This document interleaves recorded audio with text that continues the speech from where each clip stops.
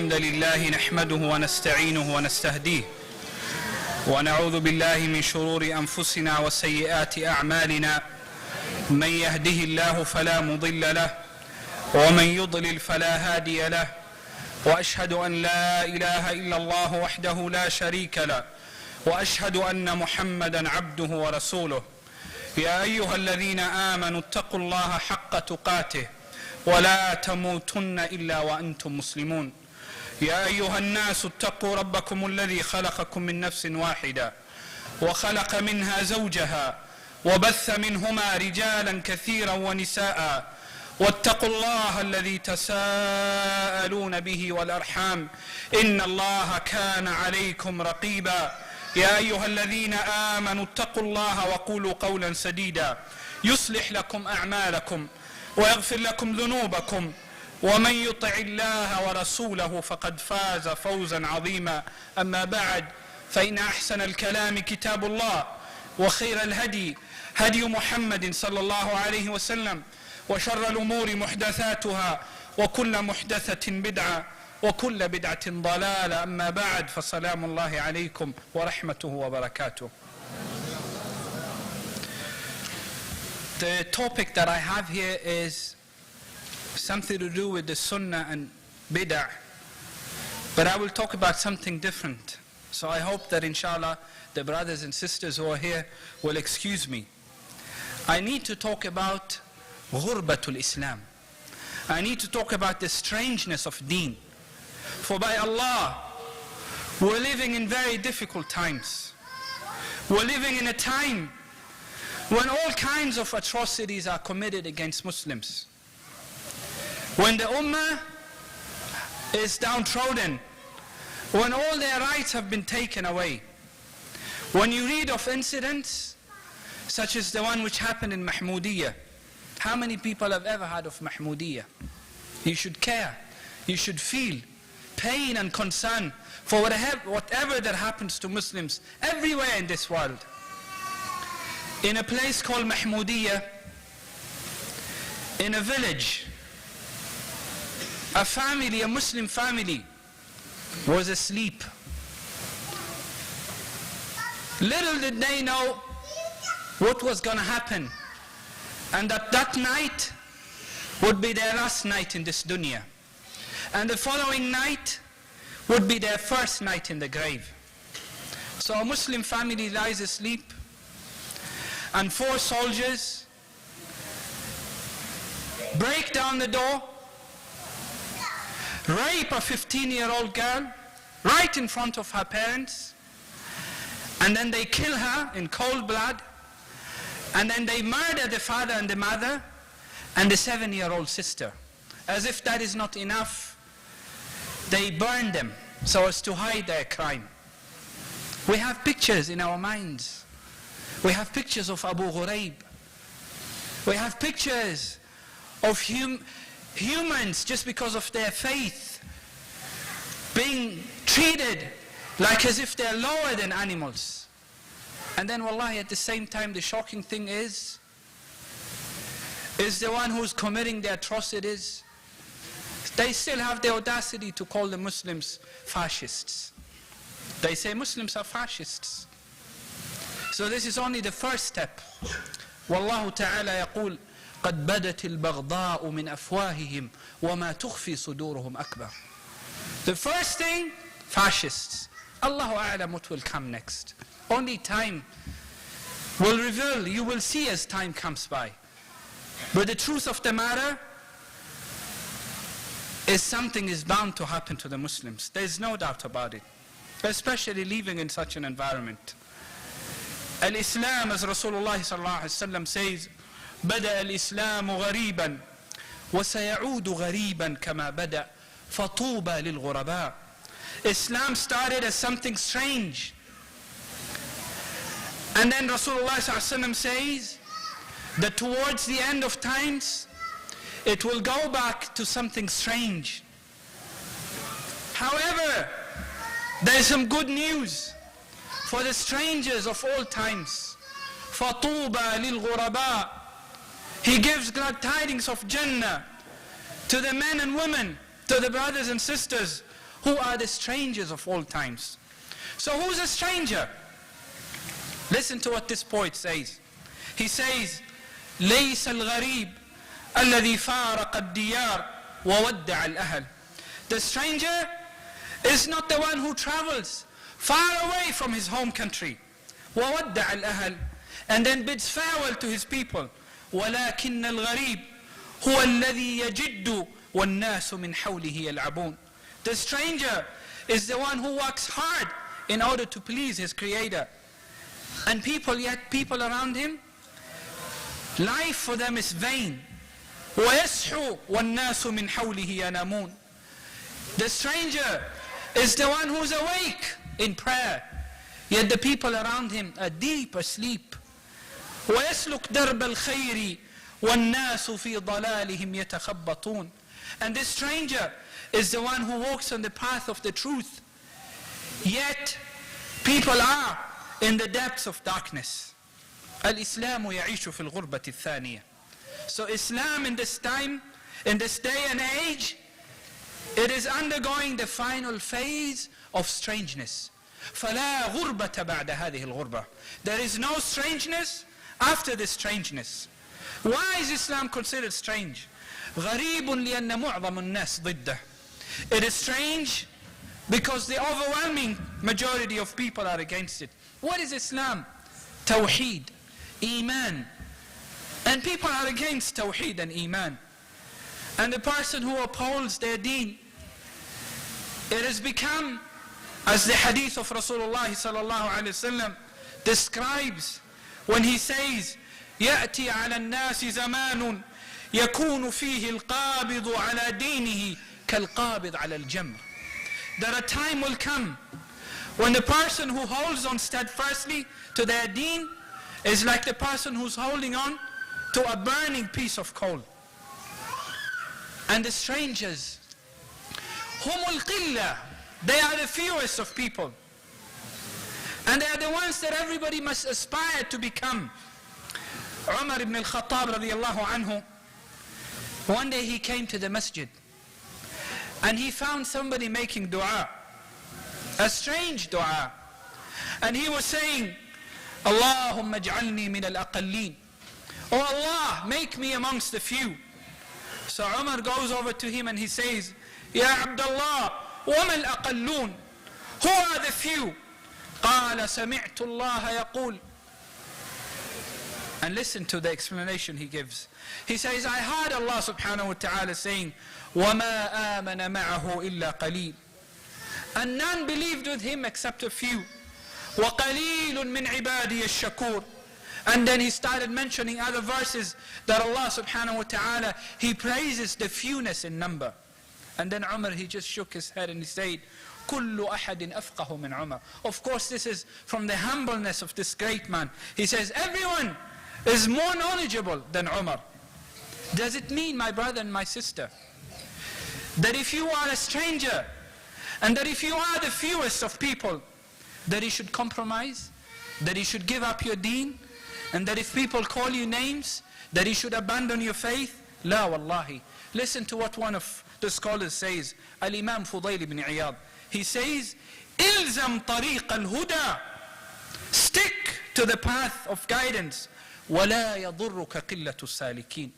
Wallahi, it will never harm you, the fewness of the people who walk on this path. The fact that you are amongst the few, this is a blessing from Allah subhanahu wa ta'ala. وَإِيَّاكَ وَطُرُقُ الضَّلَالَ وَلَا تَغْتَرْ بِكَثْرَةِ الْهَالِكِينَ. Stay away from the paths of misguidance. Stay away from the paths of shaitan. However many people walk on this path. Why? وَكُلُّكُمْ آتِيهِ يَوْمَ الْقِيَامَةِ فَرْدًا. Because everyone will come before Allah subhanahu wa ta'ala as an individual. That is why Islam, it doesn't go with numbers. You see this ummah, يتمثل الأمة الإسلامية بمؤمن واحد فقط. The whole of this ummah can be manifested in one person. Listen to what Allah subhanahu wa ta'ala says. إِنَّ إِبْرَاهِيمَ كَانَ أُمَّةً قَانِتًا لِلَّهِ حَنِيفًا. Verily Ibrahim was an ummah, a nation, obedient to Allah subhanahu wa ta'ala. قال شيخ الإسلام ابن تيمية, commenting on this verse, he says, كان مؤمنا وحده وكان الناس كفارا جميعا. He was the only believer and the rest of the people were disbelievers. وفي صحيح البخاري, and if you open صحيح البخاري, أنه قال لزوجه سارة. One day Ibrahim alayhi salam, he says to his wife Sarah, يا سارة ليس على وجه الأرض مؤمن غيري وغيرك. There is no believer on the face of this earth except you and me. And one of those strangers, and the strangers are distinctive. If you see them, you will know them. So one person, he notices him, and he comes over to him and he says, why are you strange? Why are you different from the other people? And then he answered him with 2 lines of poetry. So what did he say? قال لي صاحبي أراك غريبا بين هذا الأنام دون خليلي. I see you're a stranger amongst all the people with no friends. قلت كلا. He says, I answered him, by no means. بل الأنام غريب. It is the other people who are strangers. أنا في عالمي. I am in my own world, the world of a believer. وهذه سبيلي, and this is my path. I wish to talk about a few examples of strangers so that inshallah we can draw some inspiration from them. Allah subhanahu wa ta'ala, He mentions a story in the Quran. And He has eternalized the mention of a group of young people in the Quran. And He starts their story by saying to Muhammad sallallahu alayhi wasallam, نحن نقص عليك نبأهم بالحق إنهم فتية آمنوا بربهم وزدناهم هدى. Verily we narrate to you, O Muhammad sallallahu alayhi wasallam, we narrate to you their story with the truth. Truly they were young men who believed in their Lord, and we increased them in faith, in guidance. Imam Ibn Kathir, he says, إنهم فتية عاشوا في فترة من الدهر في زمن ملك من الملوك كان ملحدا ظالما. They lived at a time when the ruler was a tyrant. And then Imam Ibn Kathir goes on to say, فذكر تعالى أنهم فتية وهم الشباب. Allah uses the Arabic word فتية, which means that they were young people, youth. وهم أقبل للحق. Make sure that you're amongst them. He says they are more receptive to the truth. وأهدى للسبيل, and they are more easily guided. ولهذا كان أكثر المستجيبين لله تعالى ولرسوله صلى الله عليه وسلم شبابا. If you look at the people who answered Muhammad sallallahu alaihi wasallam, those ones who answered the call of Allah, you will find the overwhelming majority were the youth. So many questions the Quran never answered. متى وجد هؤلاء الفتية الذين آمنوا بربهم? What time did they live? What time did they exist? وأين عاشوا? Where did they live? وما أسماؤهم? What are their names? وما اسم كلبهم? What is the name of their dog? وما لونه? What's the color? وما هي هيئة الكهف? What did the cave look like? وكم كان سن أصحاب الكهف? How old were they? أسئلة طوى عنه القرآن عمدا. Questions which the Quran deliberately never answered. Why? لأن معرفة إجابتها لا فائدة فيها. Knowing the answers to those questions, it has no benefit. وأسماء الأشخاص, the names of people. وتحديد الزمان, and specifying times of events. وتعيين المكان, and specifying places. ليست هي الهدف من قصص القرآن. It is not the objective of the stories in the Quran. وإنما الهدف, what is the objective? إظهار الصراع بين الإيمان والكفر. It is to show you the struggle between iman and kufr. والخير والشر, and goodness and evil. And who triumphs at the end? And Allah subhanahu wa ta'ala says, وَالْعَاقِبَةُ لِلْمُتَّقِينَ. وَالْعَاقِبَةُ لِلْمُتَّقِينَ. Those are the ones who triumph at the end. Wallahi, we draw so many lessons from the story of these people. And the first one, al-firaru bid-dini sunnatun madiyah. Escaping and fleeing with your deen is a sunnah that is established ila yawm ad-din. Allah subhanahu wa ta'ala says, إِذْ أَوَى الْفِتْيَةُ إِلَى الْكَهْفِ فَقَالُوا رَبَّنَا آتِنَا مِنْ لَدُنْكَ رَحْمَةً. When they went to the cave and they lived good lives, they lived comfortable lives, they lived in palaces, but they couldn't change the people. So what did they do? Rather than be influenced negatively, they decided to escape with their deen. وَهَذِهِ سُنَّةُ الْأَنْبِيَاءِ.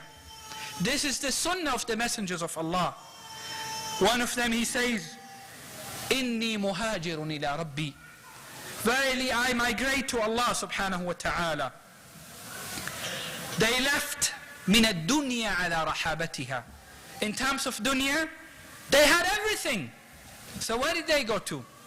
إِلَىٰ كَهْفٍ مُظْلِمٍ. They went to a cave. فِرَارًا بِدِينِهِمْ. Escaping with their deen. وَاعْتِزَالًا لِلشَّرِّ وَأَهْلِ. So that they can be safe from evil and its people. فَكَانَتْ هِجْرَةً مَحْمُودًا. And this was a praiseworthy hijrah. How about people who make hijrah because of dunya? And that is the overwhelming majority of people. What brought them here? It is only dunya. وَهَذِهِ لَيْسَتْ هِجْرَةٌ مَحْمُودًا. This is absolutely, wallahi, not a praiseworthy hijrah. وَكَذَلِكَ فَعَلَ الصَّحَابَةِ رِضْوَانُ اللَّهِ عَلَيْهِمْ. That is what the Sahabas did. فَقَدْ هَاجَرُوا مِنْ مَكَّةَ إِلَى حَبَشَ مَرَّتَيْنِ. They migrated from Mecca to Ethiopia twice. ثُمَّ هَاجَرُوا إِلَى الْمَدِينَةِ. And then they migrated again to Medina. تَارِكِينَ أَوْطَانَهُمْ. They left their countries. وَدِيَارَهُمْ and their houses. وَأَهَلِيهِمْ and their families. وَأَوْلَادِهِمْ and their children. رَجَاءَ السَّلَامَةِ بِالدِّينِ. So that their deen can be safe. وَالنَّجَاةِ مِنْ فِتْنَةِ الْكَافِرِينَ. And they can be free from the tribulations of the kuffar. فَلَا بُورِكَ فِي دُنْيَا تَأْتِي عَلَى حِسَابِ الدِّينِ. But look at the society today. What brought them here? Purely dunya. What is the repercussion of this hijrah? Look at the youth. Look at the boys and the girls of the community. Look at what is happening to them. No identity, nothing to do with Islam. And who will carry the burden? The people who brought them to this country. And it remains that a person who comes here, it is considered fawzan azima. That is the greatest success. A brother, he went for Hajj from here. And he met a Muslim from a Muslim country. And then they had a conversation. And the brother who came from a Muslim country, he asked the brother who left from here for Hajj, where do you come from? He said, from America. And then he says, that is my dream country. Dream country? Wallahi, and the dream has turned into a nightmare. Listen to what the poet says. نُرَقِّعُ دُنْيَانَا بِتَمْزِيقِ دِينِنَا. What happens when your clothes becomes worn out? You put a patch. I don't know if they do it here. You put a patch, we do it back home. نُرَقِّعُ دُنْيَانَا بِتَمْزِيقِ دِينِنَا. He says, we tear off from the deen so that we can patch up the dunya. فَلَا دِينُنَا يَبْقَى وَلَا مَا نُرَقِّعُهُ. So what happens at the end? No dunya, no deen. I saw, and I have seen. In Columbus, they live in Capitol Park. وَمَا أَدْرَاكَ مَا Capitol Park. In Minneapolis, it is cedar. They say it is cedar. وَمَا أَدْرَاكَ مَا cedar. Wallahi, we are yet to see with our eyes. We are yet, wallahi, لَيْسَ يُضْحِكْ. This is no laughing matter, my brothers and sisters. Wallahi, we are yet to see what kind of prosperity in terms of dunya people have achieved by coming here. And I wonder, wallahi, why is one particular community given this privilege? If we're told this is a privilege, coming here, so many people consider a privilege. And wallahi, I told the brothers and sisters, everywhere, how many refugees in Africa? How many qahoti? Let me use this word. How many Qahouti from Rwanda, from Burundi, from Darfur, so many countries, but they didn't bring them here. And they chose you. So wallahi, they said if we cannot go to them, then bring them over to us. If we don't get them, we will get their children. Who brought you to this country, I asked them. Church World Service. La ilaha illallah. And they even made them, وَرَبِّ الْكَعْبَةِ, they made them swallow 6 tablets which nobody knows what they are until this day. I met this Iraqi who's a PhD holder in Columbus in medicine. He told me that all kinds of vaccination is either administered as an injection or as drops.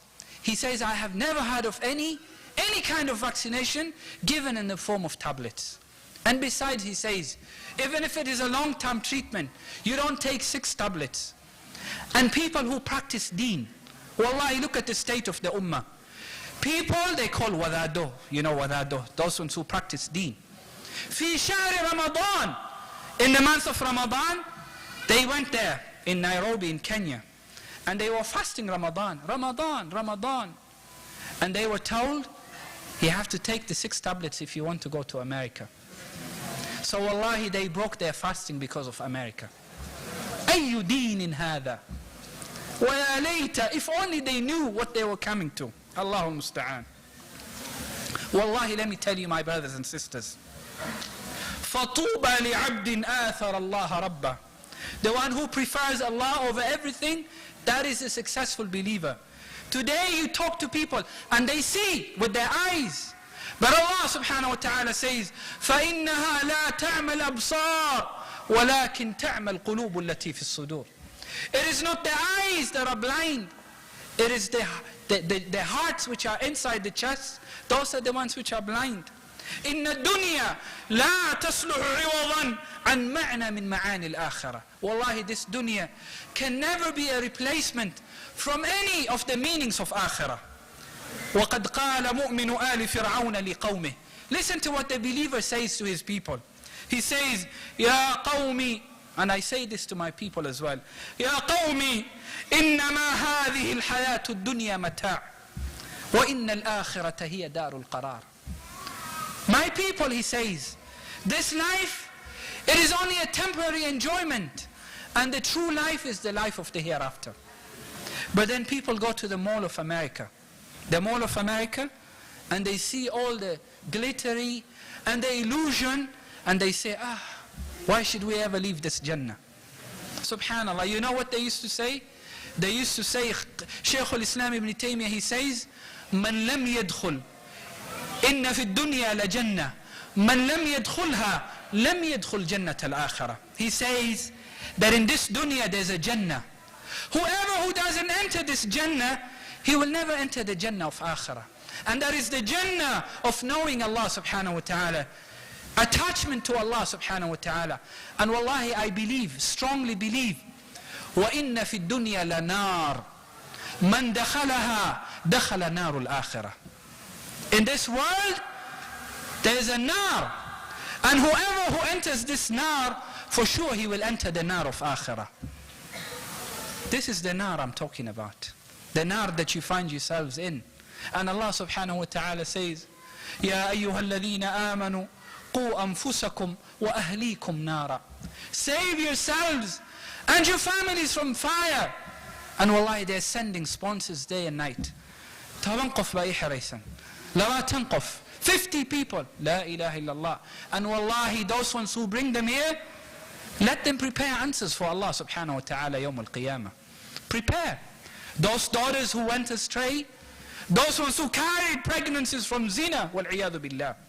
Wallahi, I was given shocking statistics when I came here last year. A brother went to this hospital in this city, and he was told that in 1 month, an average of 40 Somali sisters performed abortion. Min zina, wal-'iyadhu billah. Talk about the youth who have gone to drugs, who have gone to khamr. Who's to bear responsibility for this? Wallahi, who will bear responsibility for this? The people who brought them here. So wallahi, the hijrah that is required of believers, ليس من أجل الدنيا. It is not hijrah because of dunya. And wallahi, if you look at the youth of Ashabul Kahf, they are very similar to the youth who were with Muhammad sallallahu alayhi wasallam. Abdullah ibn Umar, Abdullah ibn Abbas, Usama ibn Zayd, Rafi' ibn Khudayj, Mu'adh ibn Jabal, Samurat ibn Jundub. They were young people, but wallahi they were men in spite of their young age. They were strong people. Wallahi, this story, هذه القصة كغيرها من قصص القرآن لم تذكر عبثا أو لقتل الوقت. This story, just like all the other stories in the Quran, wallahi, they were never mentioned in vain, or to kill time, or for the sake of pure entertainment. No, wallahi. ولكن من خلالها. But in the story, يخبر الله تعالى الشباب. Allah subhanahu wa ta'ala is talking to the youth. What is he saying? أن الشباب الذين أحبهم الله وأحبوه. The youth that Allah loved, and they too loved Allah subhanahu wa ta'ala. يحبهم ويحبونه. He loves them and they love him too. لم يرضوا بحياة الكفر فلا ترتضوا أنتم أيضا. They were never pleased with the life of kuffar. Don't be pleased with their life. The aqidah that we hold in our hearts, it has to have immunity. It has to reject what is harmful to it. And then a person will taste the sweetness of Iman. The one Rasulullah ﷺ said, ثلاث من كن فيه وجد بهن حلاوة الإيمان. 3 things. If a person has them, wallahi, they will taste the sweetness of Iman. Many people don't know that Iman has sweetness. When Iman, people tasted the sweetness of Iman, a young person known as Suhaib al-Rumi radiyallahu anhu, he's being held a captive in Mecca. He wants to escape to Medina and join Muhammad sallallahu alaihi wasallam and the Sahaba, but there is no way. Finally, he comes up with a trick, and he pretends that he has an upset stomach, and he has to go to the, wallahi, I have to convert it to a word that you can understand. We call it toilet, I don't know what they call it here. Washroom. Is it washroom? Restroom? على البيت الخلاء. So he went several times to relieve himself. Finally, when they said that forget it, he's been cursed by the gods, Suhaib al-Rumi sneaks out of Mecca. He's running to join Muhammad sallallahu alaihi wasallam, and they come running after him. And finally they catch up with him. And then he says, I have an offer. I'll give you all my money, all my wealth that I made in Mecca. I will tell you where I have hidden everything. Take all my worldly possessions and let me go. Today they say, take all my worldly possessions and take me there. Just take me there. Subhanallah. They even make a dua. They say, Ya Allah, if America is good, take us there. And Ya Allah, if America is bad, still take us there. Hasbi Allah wa ni'mal wakeel. But I heard, there's a brother, subhanallah, there's a brother, he came across the people who were planning to come here. And then he said to them, you know my brothers, he said, if it is not good for your deen, if it is bad for you, then may Allah not take you there. And he became very upset, one of them. He said, don't say that it is bad. And don't say Allah shouldn't take us there. But I had the barawa, at least they modified this dua. They said, Ya Allah, if it is good, take us there. And if it is bad, Ya Allah, make it good for us. It can never be good. It can never be. Wa Rabbil Kaaba. Quite simple as that. Suhaib al-Rumi radiyallahu ta'ala anhu. Look at the people who tasted the sweetness of Iman. So he gives up all his worldly possessions. And I'm surprised, wallahi, by people I know in Africa. Allah had given them so much wealth. They were doing some business. And they will confess, they will tell you, okay, we never used to make big profits. But they came here, they've been here for 10 years. Their friends who chose to stay behind and continue with their business, wallahi, they are counting the money in millions. But these people, they don't know that rizq comes from Allah subhanahu wa ta'ala. So they left their business and they found themselves standing in a warehouse for 12 hours and they're not even allowed to perform salah. They can't even perform salah. No Jum'ah. Wallahi, I remember one brother who told me that one brother in England, he started working and then he had problems with salah. So the brother who told me this story, he left the place and he went to another one. So he met the brother who was still there, who had problems and never left. So he met him after some time. And then he asked him, do you still have the same problems with salah? He said, the problems are still the same. So what did you do? He said, I found a solution. So what is the solution? He said, I stopped praying. I stopped praying, he said, quite simple. He never hid the truth. La ilaha illallah, ayyu dhillatin. And then a person finds himself standing in a warehouse for 12 hours. He was the master of his own life, and now he's just simply reduced to a slave. Wallahi, this is slavery. Slavery wa Rabbil Kaaba. Nothing less than that. So Suhaib al-Rumi, he leaves Mecca empty-handed.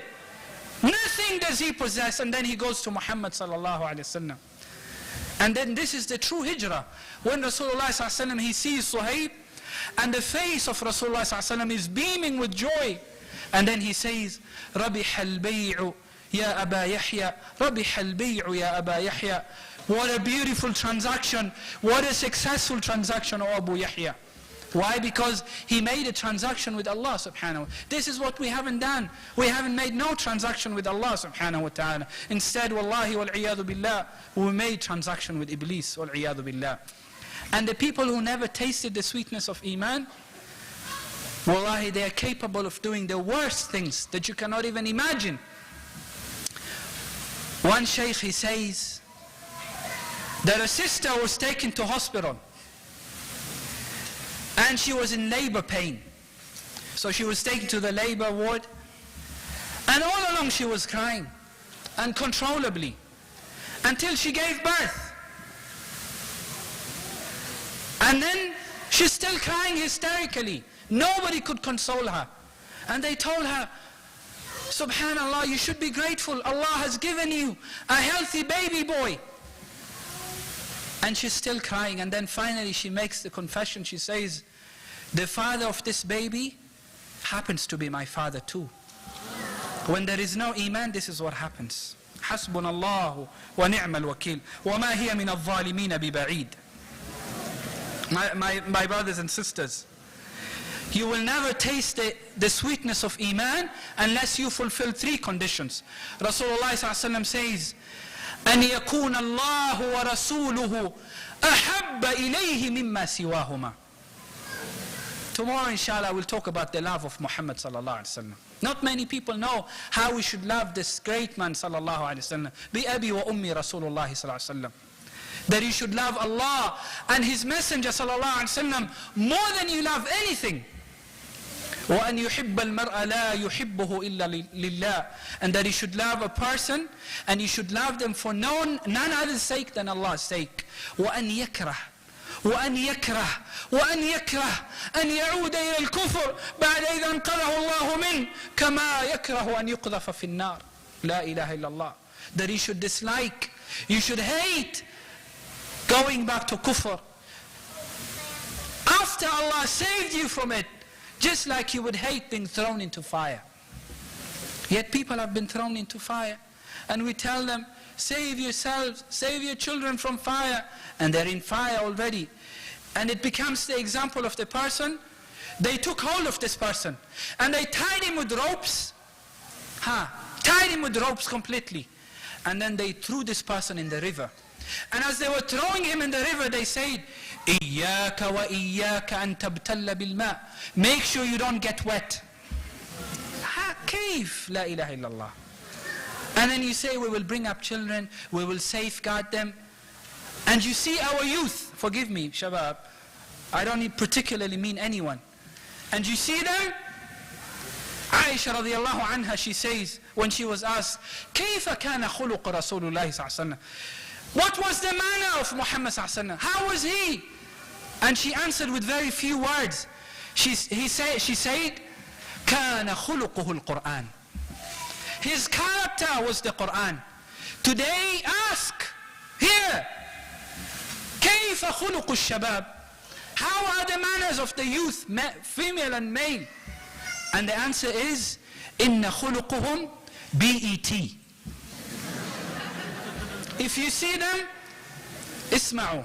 Rasulullah ﷺ was the Quran walking on its feet. And the youth of the Ummah, they are BET walking on its feet. على الدنيا حسبنا الله ونعم الوكيل. My brothers and sisters, from the amazing details of this story is Allah subhanahu wa ta'ala mentions a dog. La ilaha illallah, a dog is mentioned in the Quran. Do you know why? Because the dog kept company with pious people. Listen to what Imam al-Tabari says. He says, look at how Allah honored this dog and mentioned it in the Quran. Because this dog, it loved pious people. And it went with them in order to guard them. And it stood outside the cave guarding them as they slept. Because of the love that it had for pious people, Allah mentioned it in the Quran. And Allah says of the human person, وَلَقَدْ كَرَّمْنَا بَنِي آدَمَ وَفَضَّلْنَاهُ عَلَى كَثِيرٍ مِّمَّنْ خَلَقَ تَفْضِيلًا. And Allah subhanahu wa ta'ala says, indeed we honored the human person, honored him so much. So he said, how about us? The dog was mentioned in the Quran because of the love of pious people. How about us, people who love Muhammad sallallahu alayhi wa sallam? We ask Allah through His mercy to make us the companions of Rasulullah sallallahu alayhi wa sallam fil Jannah. نسأل الله أن يرزقنا صحبة نبيه صلى الله عليه وسلم في الجنة. And then another sheikh, he says, الكلب إذا صاحب الأخيار أصبح شريفا يذكر في القرآن. When the dog keeps company of pious people, it becomes sharif. And you know sharif in our society is someone respected. It is worthy of being mentioned in the Quran. وَالشَّرِيفُ إِذَا صَاحَبَ الْأَشْرَارِ أَصْبَحَ كَلْبًا. And when you see a good person keeping company with bad people, they become even lower than dogs, وَالْعِيَاذُ بِاللَّهِ. I see, subhanAllah, things that make your heart bleed.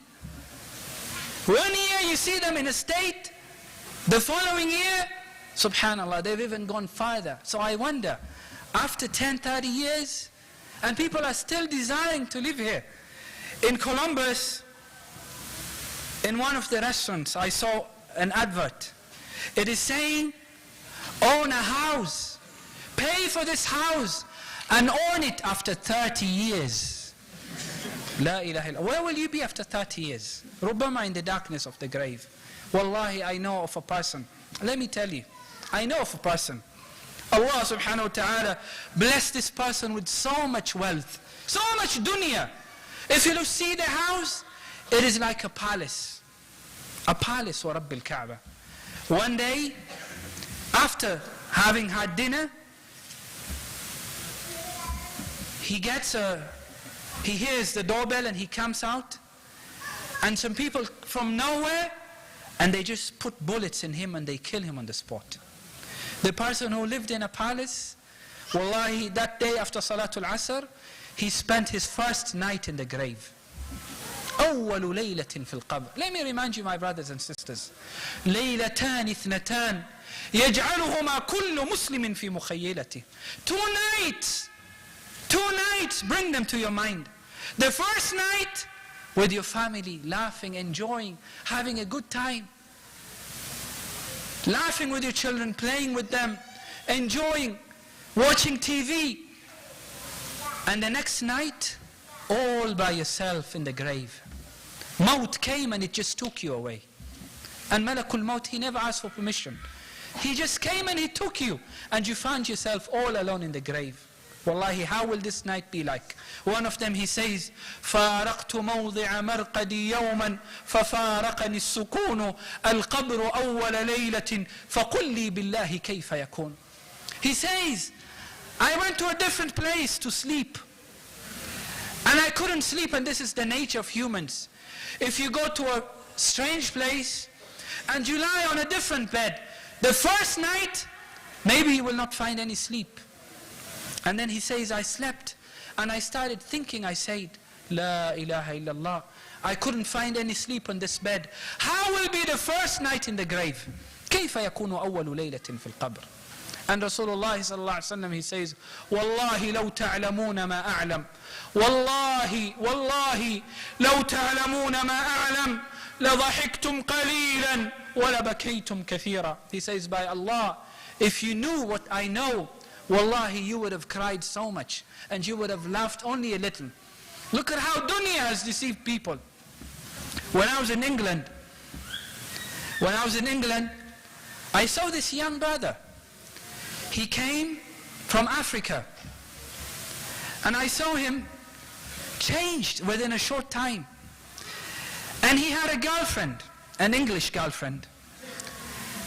And then I went to a house, and that is the house of the sister to his mother, his aunt, Habarir. So what happened is, she's entertaining the nephew and the girlfriend, and she even gives them a place to spend the night. إلى هذه الدرجة وصل الناس. And then, after, not very long after that, maybe a year or two I would say, I heard that he went to the University of Leicester to study. And then one day I received a phone call from my brother when I was in Kenya. And they told me, do you know this brother? I said, yes. He told me he's dead. Maybe 21, 22 years of age. I said, Inna lillahi wa inna ilayhi raji'un. How did he die? They found him in his room. After 18 days, he'd been dead for 18 days. أَفَأَمِنُوا مَكْرَ اللَّهِ أَفَأَمِنُوا مَكْرَ اللَّهِ فَلَا يَأْمَنُ مَكْرَ اللَّهِ إِلَّا الْقَوْمُ الْخَاسِرُونَ. Wallahi, when people are committing sins and ma'siyah, just remember, wallahi, that Allah can bring your end right at the time when you're disobeying Allah subhanahu wa ta'ala. So think twice when you're committing ma'siyah. Think that Allah is everywhere.